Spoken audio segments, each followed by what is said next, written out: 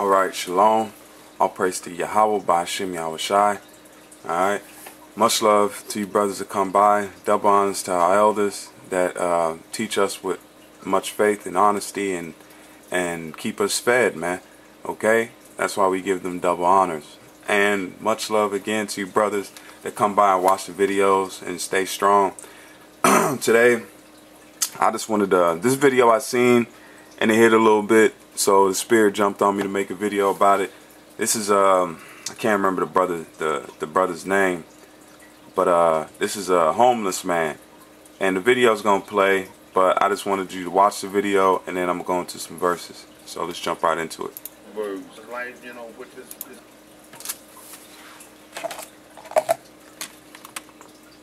my name is Ronald Davis. Ronald Davis. I've been for about a year and a half now. Well, I come from the suburbs. Life, you know, with this rough. And I mean, I done slept in the Lower Wacker, I done slept on the bridges, I done slept in little cardboard boxes and stuff, you know, just surviving, especially in the wintertime is the hardest time. And like I go to fill out applications for a job and stuff. They look at me, you know, I'm not looking presentable, and then we'll call you, leave a number. But how can I leave a number when I don't have a phone? Now, this goes into, I wanted to touch because, you know, 14th Street Israelite, that's why he doesn't come out in the winter, because he doesn't feel the curses. That's why he wants to be here in 10 years, 5 years, because he's not feeling the curses. Does Ronald Davis want to be here for another 5 to 10 years? This man looks like he's ready unto death, man. Okay, as this video goes on, but I wanted to touch a few verses to show you, man. The Most High has cursed us as a people, but he's coming back, man. That's what y'all got to know. He's coming back. That's the righteousness in it. Yahushua gave his life for this redemption to take place. Okay? Deuteronomy 28:16. This is Deuteronomy 28, verse 16. That's why a lot of these guys ain't ready to go home. They happy to stay here because they got it a little, you know, Esau let them get a little something in their pocket. Alright? This is Deuteronomy 28, verse 16. And it says, cursed shalt thou be. Let's start at 15, get the full take. It says, but it shall come to pass, if thou wilt not hearken unto the voice of the Lord thy power, to observe, do all his commandments and statutes which he has commanded thee this day, that all these curses shall come upon thee and overtake thee. Cursed shalt thou be in the city, and cursed shalt thou be in the field. City is this city life, man. As this dude's gonna go on and show you, he's cursed in the city. So is the people cursed down south. Alright? So let's keep going. So it's just a struggle out there, you know. I just, you know, or you leave a number, but how can and stuff, they look at me, you know, I'm not looking presentable, and then we'll call you, leave a number, but how can I leave a number when I don't have a phone? So it's just a struggle out there, you know. I just, you know, from day to day, people, I come out here and panhandle with my cup right here at the Metro train station. People come off, bringing me sandwiches and stuff like this here. And I start out in my morning about 6 o'clock. You know, sometimes I don't even have enough to go to the flop house. You know, sometimes the flop house is a cheap place and they number $16 for 24 hours right over there on Clark and Van Buren.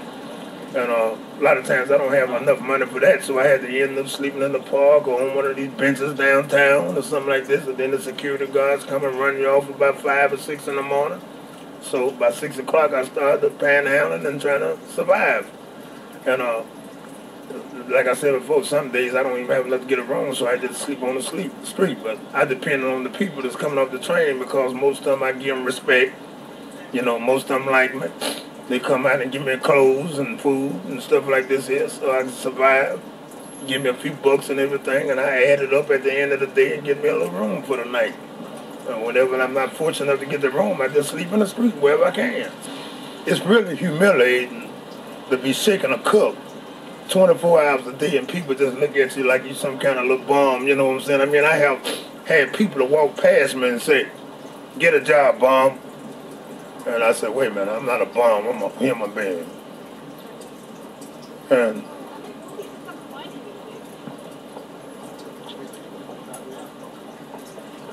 it's hard. But after the end of the day, when people go home and everybody get on the message train, and then and then I just feel so bad that I can't be going home. You know, I mean, I'm sorry, but it's really emotional because I'm really trying to get myself together and get off this tree. You know, and I don't care what it's doing. If I can get a job and through this humility, you know, I mean, you just lose all your humility when you're shaking a cook begging. This is verse 17.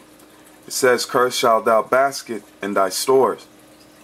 Cursed shalt thou be the fruit of thy body, and cursed and the fruit of thy land, and increase of thy kin, and the flocks of thy sheep.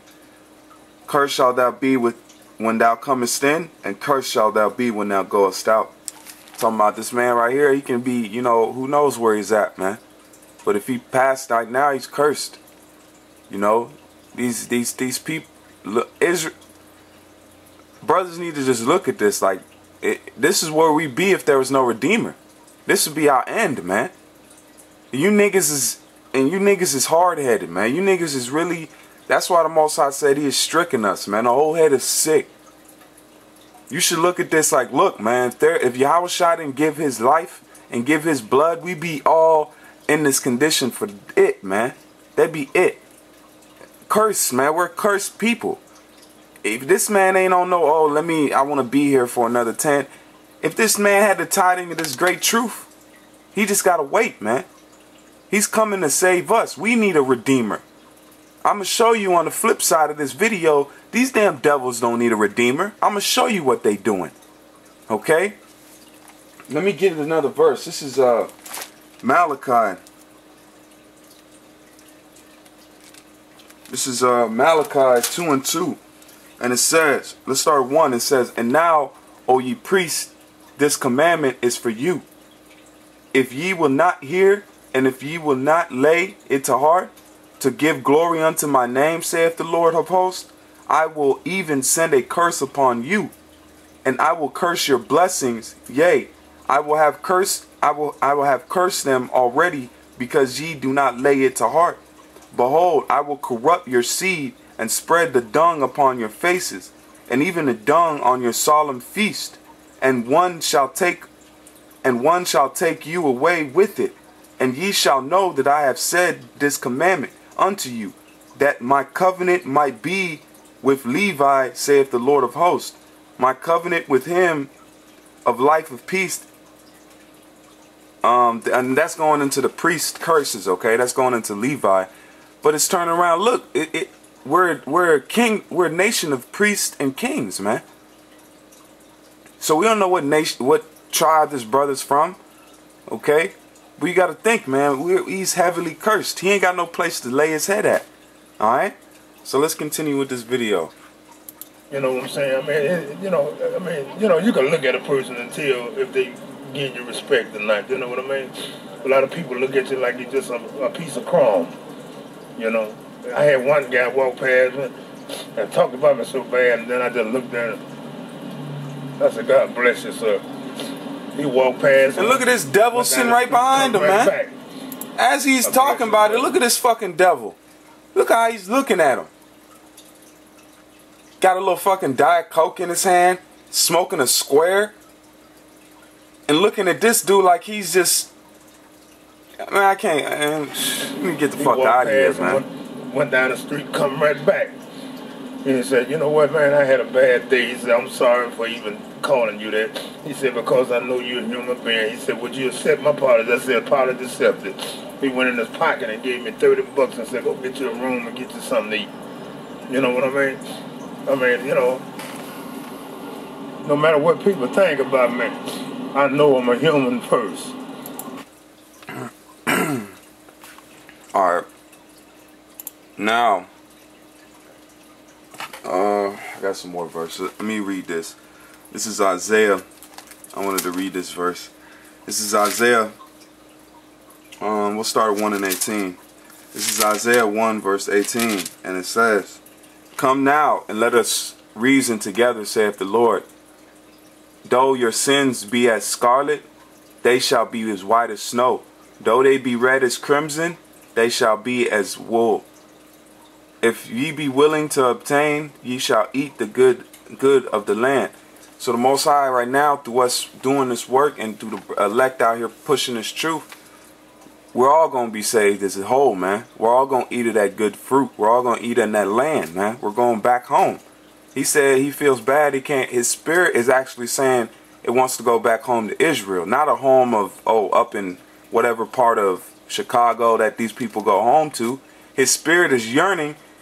The elect spirit should be yearning to go home to Israel, man. Our promised land, what is promised to us. Okay?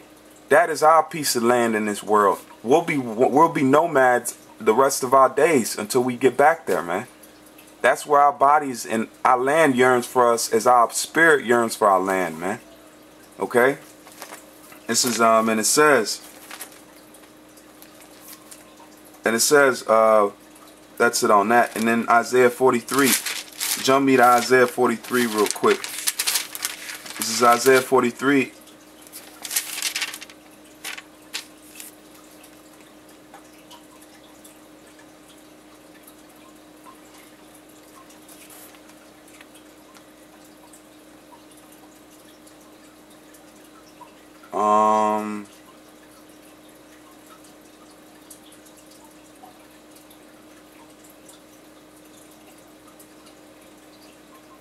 It says 43:7. It says, and he said unto me, Son of man, the place of thy throne and the place of thy sole of thy feet, where I will dwell in the midst of the children of Israel forever. And my holy name shall the house of Israel no more defile, neither they nor their kings by their whoredom, nor by their carcass of their kings in their high places, in their settings, in their thresholds, by my threshold, in their post, by my post, and the wall between me and them, they have even defiled my holy name by their abominations that they have committed. Wherefore I have consumed them in mine anger. This is a part of his anger. And it says, now let them put away their whoredom and their carcasses of their kings far from me, and I will dwell in the midst of them forever. Thou son of man, show the house of Israel that they may be ashamed of their iniquities, and they may measure the pattern. Measure the pattern. This is why the Most High had me do it, so you can be ashamed. You shouldn't hold your head up to see your people like this. You shouldn't be happy. You shouldn't be happy to see, no matter two-thirds is going to go. We know that. Okay, we know that's happening. But through us loving the elect, it's loving the whole nation. Because us striving to find the elect is us striving to go home and get out of here. Because salvation comes through the elect. The 144,000 and the 1/3 of Israel. When that number is locked in, we go home. That's the ticket. That's the magical number, as you can say. There ain't no magic in it. It's fact. That's a factual number. And it says, thou son of man, show the house of Israel that they may be ashamed in their iniquity of their iniquities, and let them measure the pattern. And if they be ashamed of all that they have done, show them the form of the house. Okay, and that word form there is design. The design of the new song, the new house, the way we're being built, of the new house, and the fashion thereof, and the going out thereof, and the coming in thereof, and all the forms thereof, and all the ordinances thereof, and all the forms thereof, and all the laws thereof, and write it in their sight, that they may keep the whole form thereof, and all the ordinances